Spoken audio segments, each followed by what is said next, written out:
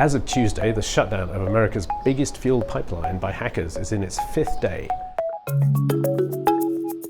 Supplies of gasoline in areas of the East Coast are getting tight. Last Friday's ransomware attack on Colonial Pipeline is the strongest warning yet about weaknesses in the defenses of critical infrastructure in the United States. Ransomware attacks are when data of a target is frozen or encrypted, computer systems frozen, with restoration promised by the perpetrators in return for payment. How much is being demanded from Colonial Pipeline is unknown, but we do know it will be very costly in supply disruption terms. And we know that similar attacks could be far worse if, for example, they crippled America's electricity grid. That kind of risk, the risk of cybersecurity failures, has been a worry for years, if not for decades.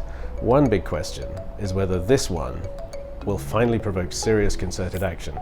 That means both investment in upgrades and protective software by operators like Colonial, and a more coordinated response by the US government, which currently handles cybersecurity through multiple different entities, and it isn't always a coordinated or centralized mandated response.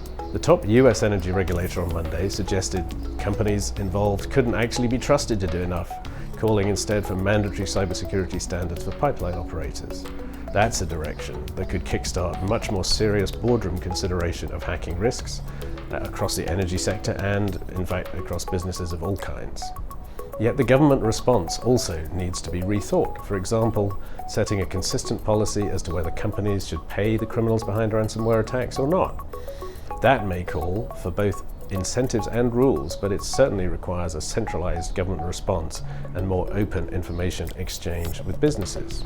That's something that has been on the drawing board since at least Bill Clinton's presidency. The question is whether an alert as loud as the attack on Colonial Pipeline last week will be enough to finally make that happen.